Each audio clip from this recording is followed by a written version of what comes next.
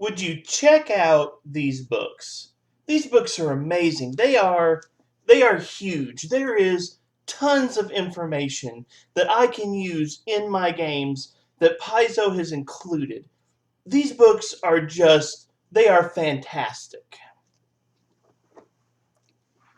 Unfortunately, I'm not going to be talking about these books today. Instead, I'm going to be reviewing the first three books in the Lost Omens line for Pathfinder 2nd Edition on today's episode of the Local Disaster Tour Guide.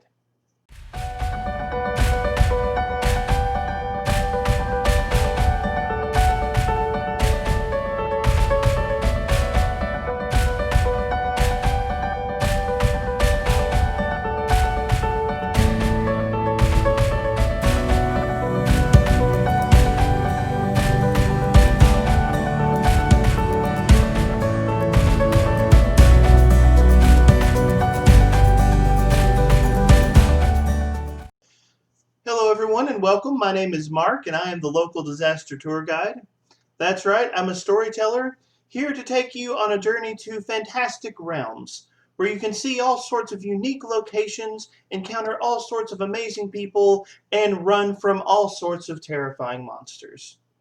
Welcome to my channel where we talk about role-playing games like Pathfinder 2nd Edition, and welcome to the second video in my series, The Local Disaster Tour Guide Reviews, Pathfinder 2nd Edition. Today, I am actually going to be reviewing three books at the same time. I'm going to be talking about the first three books in the Lost Omens campaign setting for Pathfinder 2nd Edition. The books are the Lost Omens World Guide, the Lost Omens Character Guide, and Lost Omens Gods and Magic. Now, it may seem a little strange to review three books at once, but I actually have a purpose in doing this, and as this review progresses, you will see why I am lumping all three of these books together for today's conversation. However, before we get going, there's a couple of things I want to say about this review. Number one, this review is not a paid or sponsored review in any way. I am a fan of Pathfinder 2nd Edition. I love the game, and I decided to start with a game that I love for purposes of doing reviews on this channel. I'm just doing this for fun. Nobody has told me what to say or how to review these products. Number two, when it comes to internet reviews, my golden rule is this: personal experience always beats what some guy on the internet just told you. I'm going to do my best to give you my honest thoughts on these books today, and I hope that what I say is beneficial to you if you are looking into these products, but I firmly believe that you should always check out a product for yourself before deciding whether or not to purchase that product. My biases may color my interpretation of this product in a way that isn't necessarily going to be impactful for you. So it is always good to borrow a book or look through a book or in some way examine the product yourself before deciding if this is something that you want to buy. Also, I have a format that I prefer to use with my reviews. I will be starting with my overall thoughts on these books, and then I will go through the process of reviewing them so that hopefully you can see how I came to the conclusions that I did. But please, come along with me as we review the first three books for the Lost Omens campaign setting for Pathfinder 2nd Edition. So real quick, I would like to do a description of the books that I will be reviewing today. First up is the Lost Omens World Guide. This was the very first book that was produced for the Lost Omens campaign setting in Pathfinder 2nd Edition. It serves as a general introduction to the Lost Omens or Golarion campaign setting. It focuses in on 10 specific regions in the Golarion setting. It offers a small selection of special rules. Sometimes you will get special items or skill feats. Each section will include several backgrounds that you can use for characters that might come from those regions, and each section will include a special archetype representing a special character concept that you could develop for PCs who are from that region of the Golarion campaign setting. The second book is the Lost Omens Character Guide. This was the second book that was released in the series. This book is kind of divided into two sections. One section focuses on ancestry options for PCs. It gives several additional options for all of the core races in Pathfinder 2nd Edition. Then it introduces three new options: the Lizard Folk, the Hobgoblin, and the Leshy. And it offers a variety of options for those new ancestries as well. The second half of the book focuses in on 5 organizations that exist inside the Golarion campaign setting and offers you a variety of archetype feats and items and other rules elements to help play characters that are appropriate to those particular organizations. The final book that I'm going to be talking about today is Lost Omens, Gods and Magic. This is basically the deities book for the Golarion campaign setting. It has a number of different sections in here. The first section talks about the core 20 deities for the Golarion campaign setting. The second section talks about 20 lesser known deities for the Golarion campaign setting.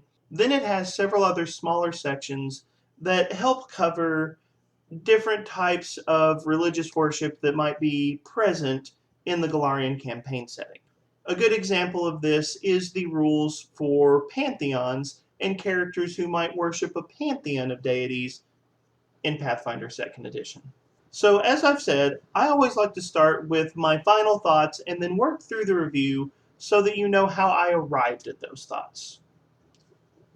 That begs the question, what is my overall grade for the first 3 Lost Omens campaign setting books? Well, the problem with giving a grade to each of these books individually is it's not really reflective of the recommendation that I'm going to give to storytellers and players out there. The only book that I'm really comfortable giving a grade to by itself is Gods and Magic. This is a very solid book, and for a lot of gaming groups out there, this is a book that I can pretty safely recommend as a decent purchase for your gaming group. I would give this book a B overall. This is probably something that you could buy and that your table will get a lot of benefit out of.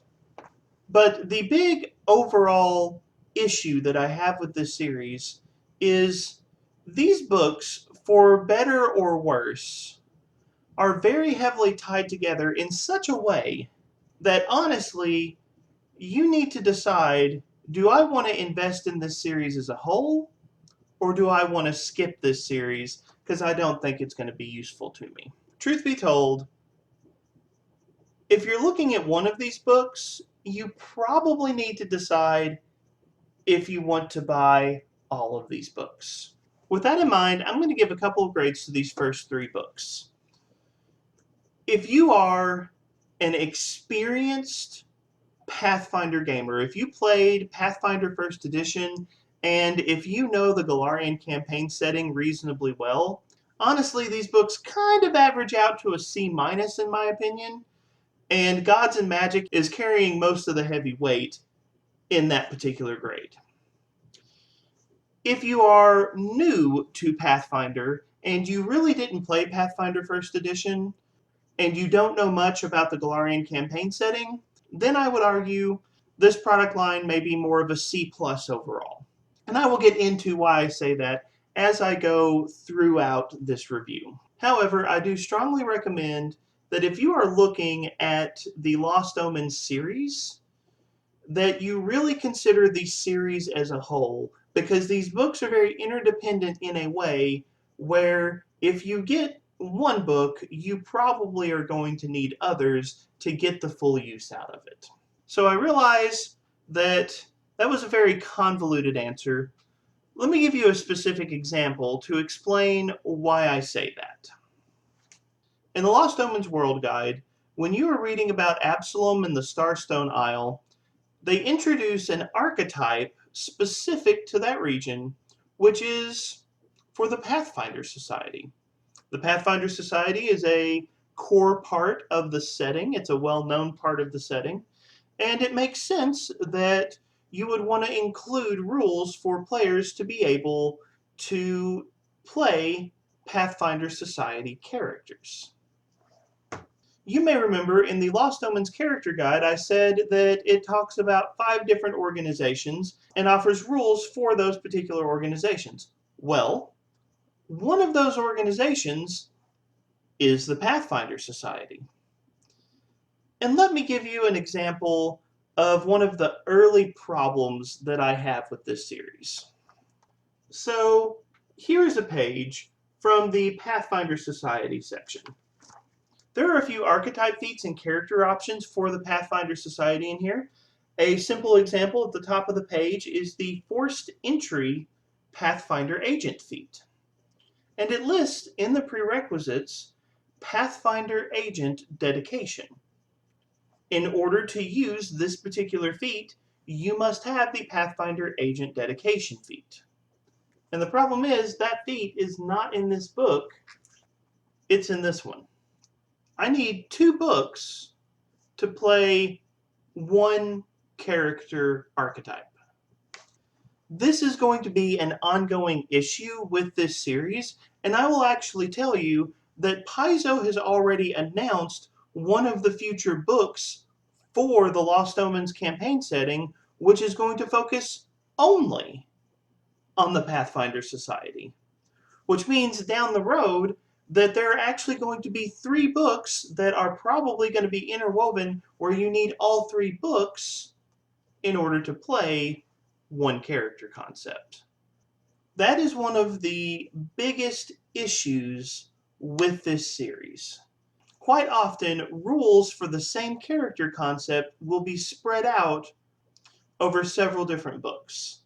Therefore, really, if you want to invest in 1 book, you're going to end up needing several. I'm going to start by talking about the weaknesses of the books, and then I'm going to come back and I'm going to talk about some of the strengths of the book. And hopefully that will help to give a proper perspective on this series overall.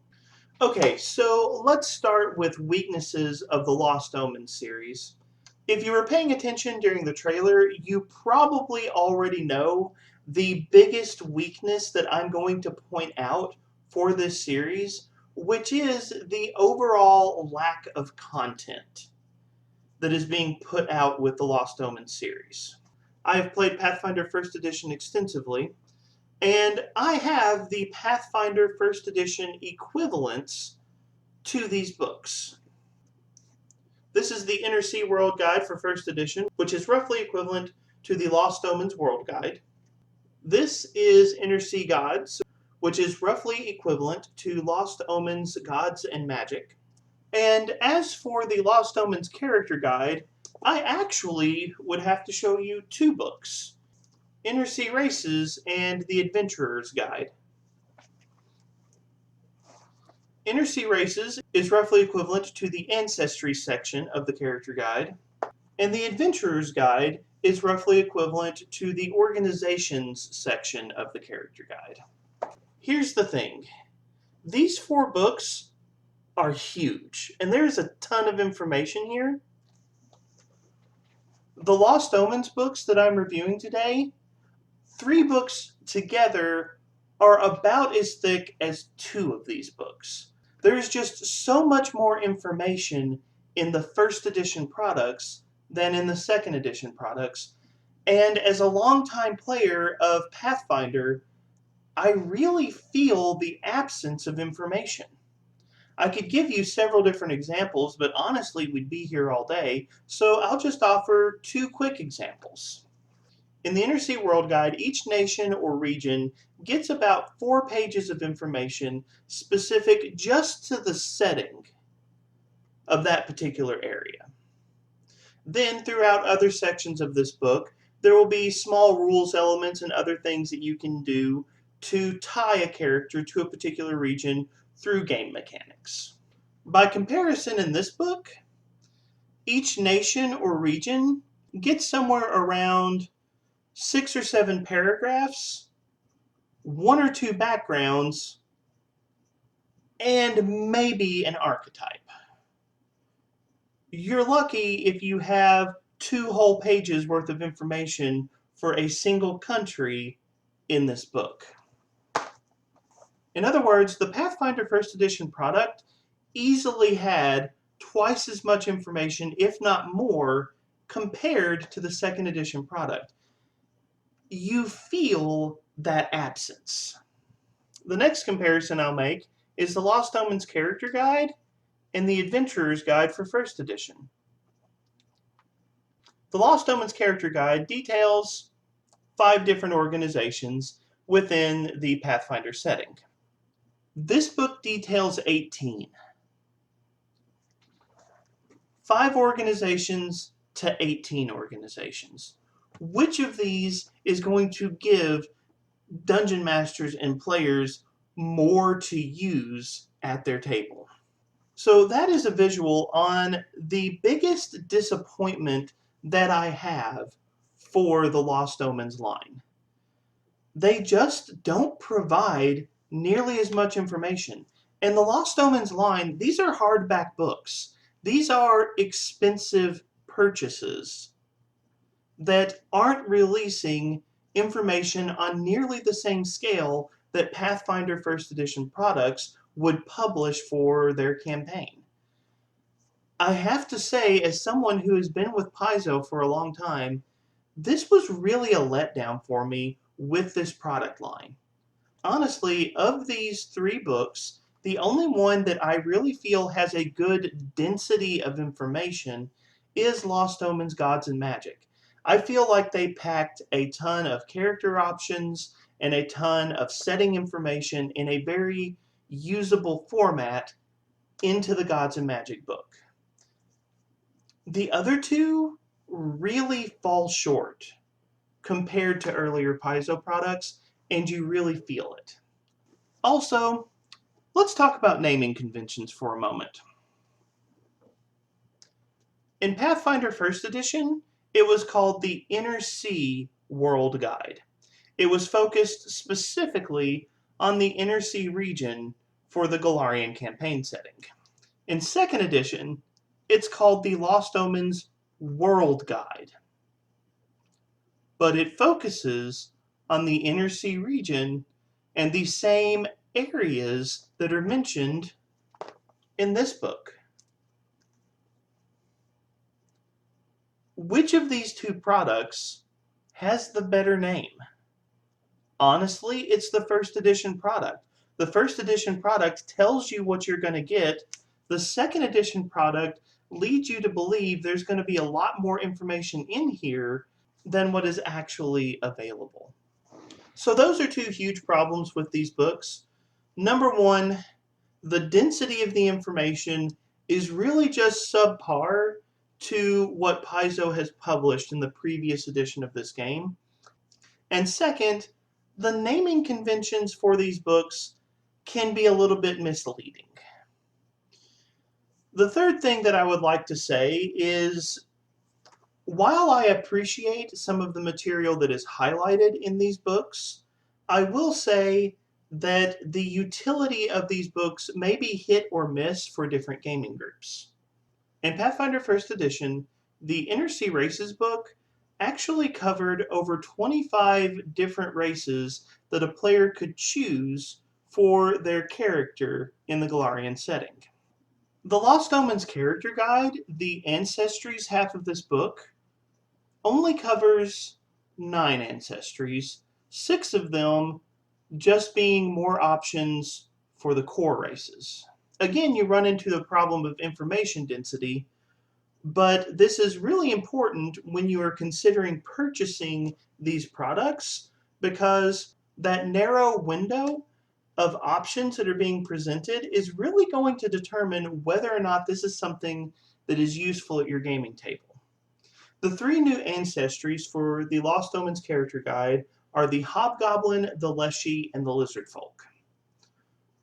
When you are considering purchasing this book, you really have to ask yourself, am I going to get good mileage out of these 3 new ancestries? If the answer is no, it really puts a damper on whether or not you would be interested in purchasing this book. At my gaming table, I have 2 different players who absolutely love Lizard Folk. It's one of their favorite ancestries. They love creating characters from that ancestry. At my table, I am likely to get a lot of mileage out of the Lizard Folk rules. But at your table, if there's not a lot of interest, there's not much argument for purchasing this particular book. And I'm not going to go into all the ancestries and organizations for the Lost Omens series. It's just an important thing to remember in general. When you are considering these books, you need to think the information is not as dense, it doesn't cover as many topics, there's not as much in there. So you really need to ask yourself, are the things that Paizo chose to include valuable enough to me that I would actually want to purchase these books? So now that we've talked about my criticisms of the Lost Omens line and of these first 3 books, I guess we should ask, are there some strengths to this product that make this something that is worth considering as a purchase? I will admit it was very hard for me to criticize these books. I am a big fan of Paizo Publishing. I love Pathfinder 2nd Edition. I love the Golarion campaign setting. I will be honest, for years, I tried to use published campaign settings, and I just always ended up doing homebrew settings instead. I tried running games in Forgotten Realms. I tried running games in other settings like that, and frequently I just felt like the games fell apart. However, Paizo Publishing, when they released the Golarion campaign setting, I fell in love with the Golarion campaign setting. And I will be honest, the Golarion campaign setting is the only setting that I have run more than 2 campaigns in. I actually have returned to the Golarion setting multiple times. It's one of the best things that Paizo has published. And I will even say this, in the transition from Pathfinder 1st Edition to Pathfinder 2nd Edition, I really like several of the things that Paizo is choosing to do with their story. For example, the Whispering Tyrant woke up, and he woke up in the best way possible. There are some cool things happening in the Golarion setting. This is, generally speaking, a very well-written setting. I have seen a lot of people who don't really like Pathfinder who do really like the Golarion setting. So for me, when I made the decision to purchase these Lost Omens books, I had extremely high expectations, and I was kind of let down when I got the products. However, I will admit, having had some time to think about these books, there are some strengths. To be honest, the Golarion setting is still a good setting. I am still gladly running games in the Golarion setting, and I still want to run games in the Golarion setting. There is a lot of good material for storytellers here. So, I will say there are some positives to these products. So, what are the positives for these books? Well, first and foremost, let me say that these books are probably very solid purchases for people who are new to the Golarion setting. If you haven't played a lot of Pathfinder in the past, if you don't know the Golarion setting very well, these are good introductions. And I will even say this of the Lost Omens World Guide, it does a very good job of giving you the big picture view of the Inner Sea region. I may complain about the density of information packed into the book, but honestly, if you want a good big picture of what the story for this setting is, or how to use this setting in your games, the Lost Omens World Guide is laid out really, really well. In fact, the formatting of these books is one of the best aspects of these books. If you've seen my review of Pathfinder 2nd Edition, the core rulebook, you know that formatting is one of my big complaints on that book, so it's strange for me that it's one of my big compliments on this one. The core rulebook had excellent information included, but had some really questionable formatting. This book is much less information dense, but the information is formatted really, really well. So especially if you're a new player and you want to learn about the Golarion setting, the World Guide is excellent. Another thing that I will say as a positive for the Lost Omens World Guide is it has an absolutely excellent world map. It has an absolutely excellent map of the Inner Sea region, and that map is actually double-sided. I'm sorry I don't have it here as an example. I tried digging through all of my materials and I couldn't find the map. It's around here somewhere. The map that they include for the Inner Sea region, one side is a political map showing you the political divisions of countries and emphasizing where different cities are, and it really shows the political landscape of the setting very, very well. Whereas the flip side of the map really focuses on the geography of the region and really shows you what the lay of the land is, so you can get a really good idea what it would be like to travel through those areas. I love the fact that they included that double-sided map so that you can really get the information that you need for your game. I'll be honest, the way I run my games, the political information is probably more important than the geographical information, but I still love the fact that they did that with the map. That is a huge positive. Also, I'm going to say this, for the World Guide, I really like the archetypes in the Lost Omens World Guide specifically. Each archetype typically includes 5 or 6 archetype feats so that you can pull those rules into a character that you're trying to tie to that region. This is what I think the sweet spot for archetype feats should be. If you're trying to create an archetype for a group like the Pathfinder Society, I think 5 or 6 archetype feats really is where you need to kind of cut it. A typical character in Pathfinder 2nd Edition, even if they make it to level 20, is only going to have 10, maybe 11 class feats to choose.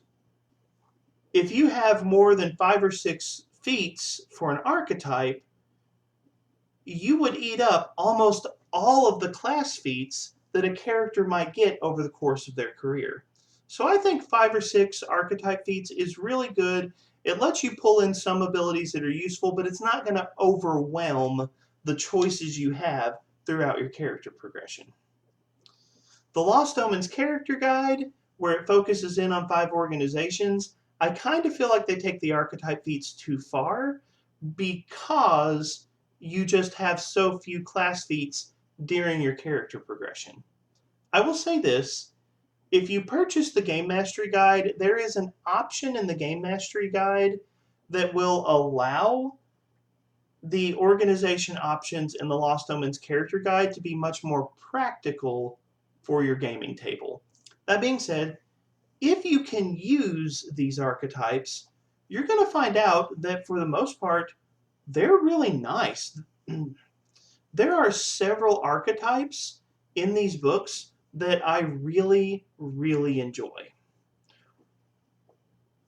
The living monolith archetype from the Lost Omens World Guide is actually one of the coolest and most flavorful archetypes I have ever seen. It is an archetype that literally lets you turn yourself into a living statue. I don't know if I've ever seen that in fantasy role-playing, or if I have seen it, I've certainly never seen it done as well as it was done in that book. When Paizo offers us rules in these books, they definitely offer us some good quality material. In fact, that's the general positive statement that I would make about this series as a whole. While the information is not as dense, Paizo definitely took the time to put some good things in there. If there are options that you want to use, I do feel like they have given you some solid and meaningful choices. As I mentioned, I have several players who enjoy playing lizard folk. I also actually have a player who enjoys playing leshies. So there are several people who are regulars at my table who are going to get a lot of mileage out of the Lost Omens character guide, and the options that are presented are meaningful, entertaining, and interesting choices. So the quality is good, even if the quantity is a little questionable for me. And finally, I will say Lost Omens Gods and Magic is really, really well done. There are some things I could nitpick in this book if I really wanted to. For example, they have information for the Pantheon Order of the God Claw. If you want to play a character that is actually going to use that information, as I've referenced before, you're going to need the other two books in this series. But for the most part, this is actually a very good standalone book. A lot of the information in here is really good. You can get a lot of character concepts, a lot of character ideas out of here, and they have organized the information in this book in an exceptional way. So there are two reasons why you might want to invest in the Lost Omens series. Number one, if you are new to Pathfinder and the Galarian setting is a very strong setting that I really enjoy. And I will say that the format of these books is very friendly for someone coming to the setting for the first time. If this is your introduction to Galarian, these books are solid. Second, you might want to purchase these books if you are interested in the specific mechanics that are being included in these books. The quality of the mechanics is high, so if you're interested in them, it's definitely material that is going to be worthwhile to use at your game. So let's summarize. When it comes to the Lost Omens campaign setting for Pathfinder 2nd Edition, this is a series that I really have a big caveat in recommending to players and storytellers. If you are an experienced player coming from Pathfinder 1st Edition or with a lot of familiarity for the Galarian campaign setting, these are products that may be very disappointing to you just because the information density is really low compared to what you had in the first edition of Pathfinder. That drop in the amount of information is something you are going to feel. Additionally, I really have a problem with the fact that Paizo has stuck pieces of information for particular character archetypes, such as organizations, in different books, meaning that if you want to play a character from a particular organization, such as the Pathfinder Society, that you're going to need several books in the series in order to have access to everything. I really don't like the fact that Paizo is doing that. I wish they would do a better job of making the Lost Omens books standalone books so that you could really just purchase the one book that was going to be useful at your gaming table. Those two caveats aside, I will admit that the information that is included in these books is strong. I like the archetypes. I like the character options. Gods and Magic does a really, really good job of offering a variety of character options and offering a lot of very useful setting information that your table is going to get good mileage out of. What Paizo has included in these books is high quality. So the question that you have to ask yourself if you're looking at this series is there something here that I really want to use?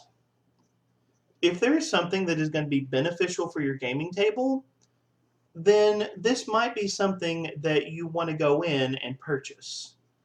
However, If that narrow band of information doesn't hit what is useful at your gaming table, this might be a product that you want to pass on, at least for now. You definitely need to weigh these things. I will say newer players are probably going to get a lot more mileage out of these books than experienced players. If you are new to Pathfinder, if you're new to Golarion, a lot of the reservations I have are probably not going to be as applicable to you because you don't already have that knowledge base that I have from 10 years in the first edition of this game. So I realize this is a very mixed bag of a review, but it is my honest thought about these books. You cannot look at these books individually. The only exception might be Gods and Magic, but again, even that book has a particular instance where you would need other books to really develop a particular character concept. These books are not standalone products. You have to look at them as a series, and you really have to consider, is this series valuable to me? But let me throw it over to you all. What do you all think about the Lost Omens series for Pathfinder 2nd Edition? Is this a useful series of books for the campaign setting, or do you find yourself frustrated with these products in the same fashion that I am also a little bit frustrated with them as well? Leave your thoughts in the comments down below. If you enjoyed this video, like it and share it. Be a part of the conversation. Also, I want to make a quick announcement to the, I think right now, 4 people who are actually following this channel. My wife is expecting for our son to come anytime in the next 2 to 3 weeks. This is our first child. I'm going to keep trying to put out videos on a regular basis, but when our son comes, there may be a delay. There may even be a brief pause in this channel just while we bring our son home and get used to the new addition of our family. We are super excited to welcome Nicholas into our family, but in the next couple of weeks, if this channel goes quiet for a little while, please do not be surprised. I promise I will be back as soon as is reasonable for our family. In the meantime, thank you for joining us and have a fantastic day.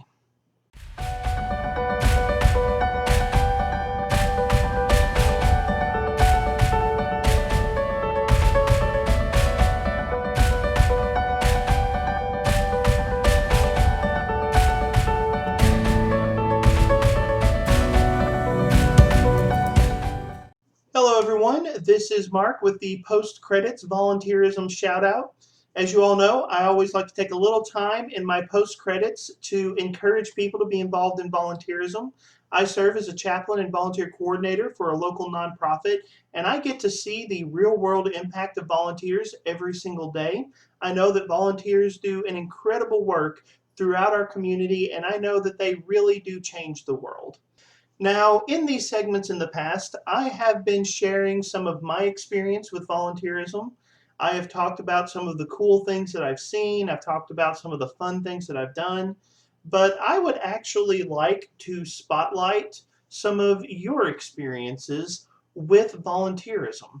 So, if you have a cool volunteering story that you would like to share or that you would like me to talk about on this channel, in one of our volunteer shoutouts, I would like to give you the opportunity, reach out to me and let me know about the volunteer work that you have done. I would be happy to share your story and help give the viewers of this channel more ideas about how they can get involved in volunteering. So if you have a volunteer story that you would like to share, get in touch with me and we will talk about a way to help make that a part of this channel. Thank you and have a fantastic day.